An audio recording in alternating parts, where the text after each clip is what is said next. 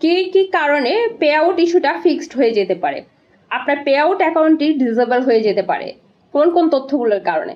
আসসালামু আলাইকুম, সবাই কেমন আছেন? আশা করছি সবাই খুব ভালো আছেন, যিনি বা যারা যেখান থেকে ঠিক এই মুহূর্তে আমার ভিডিওটি দেখছেন। যদি ভালো লেগে থাকে অবশ্যই লাইক কমেন্ট শেয়ার দিয়ে পাশে থাকবেন, আর যদি ভালো লেগে না থাকে নিজের মতো স্ক্রিপ্ট করে চলে যাবেন। প্রথমে বলবো, একদম প্রথম হচ্ছে একটা পেজ সেট আপ দেওয়ার সময় এই তথ্যগুলো যদি আপনার ভুল হয়, আপনার পে আউট অ্যাকাউন্টটা পার্মানেন্টলি ডিসেবল হয়ে যেতে পারে। কখনো কখনো ঠিক করা যায়, তবে ঠিক না হলে কিন্তু আপনার কোনো পেমেন্টে হাতে আসবে না। সেই জন্য নামের মিল থাকাটা খুব গুরুত্বপূর্ণ। নামের মিলটা কিরকম? ইউজারকারী ফেসবুক ইউজারকারীর নাম না, ফেসবুক ইউজারকারী নাম। ধরেন আমার আইডির নাম হচ্ছে স্বর্ণলতা, স্বর্ণলতার মধ্যে পেজ হচ্ছে স্বর্ণলতাস ব্লগ। এখন এখানে আমার ভোটার আইডি কার্ডে আমার নাম হচ্ছে দিলশাদ খানম মুক্তা, আমার জন্ম নিবন্ধনের নাম হচ্ছে দিলশাদ খানম মুক্তা, আমার ব্যাংক অ্যাকাউন্টের নাম হচ্ছে দিলশাদ খানম মুক্তা, কিন্তু আমি তো স্বর্ণলতা না। তাহলে কি আমি পেজে পে আউট দেওয়ার সময় আমার আইডির নাম চেঞ্জ করব, যে স্বর্ণলতা খানম অথবা স্বর্ণলতা অ্যাঞ্জেল অফ স্বর্ণলতা এরকম কিছু? না, এগুলো চেঞ্জ করব না।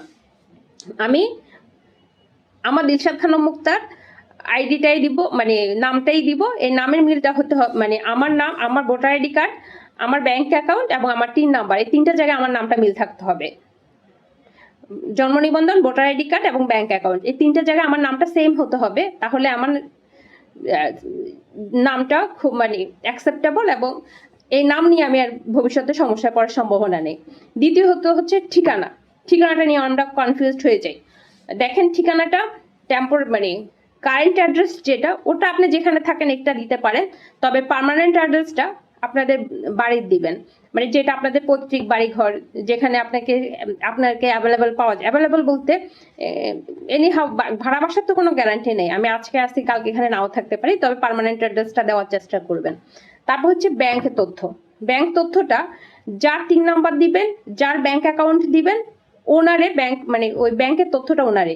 তার মানে আমি স্বর্ণলতারটা দিব না, আমি দিলশাদ খানম মুক্তা, আমি দিলশাদ খানম মুক্তার ব্যাংক অ্যাকাউন্টের ইনফরমেশনগুলো দিব। তারপর হচ্ছে ট্যাক্স তথ্য, সেম আগের মতো, যার ব্যাংক অ্যাকাউন্ট, যার যার নামে 3 নাম্বার অথবা voter ID card, sorry 3 number না, ভোটার আইডি কার্ড, যার ভোটার আইডি কার্ডের তথ্য অনুযায়ী দিচ্ছেন, ওনারে ব্যাংক অ্যাকাউন্ট এবং ওনারে 3 নাম্বার। তার মানে 3টা পার্ট একে মানুষ হতে হবে, নাম যার, ব্যাংকের অ্যাড্রেস তার, 3 নাম্বার যার তার। এগুলো যদি আপনার এদিক ওদিক হয়ে যায়, মাঝে মাঝে ওনারা পে আউট ভেরিফিকেশন চায়। ফেসবুক যখন পে আউট ভেরিফিকেশন চাইবে, তখন কিন্তু আপনার পে আউট অ্যাকাউন্টটা ডিসেবল হয়ে যাওয়ার সম্ভাবনা আছে।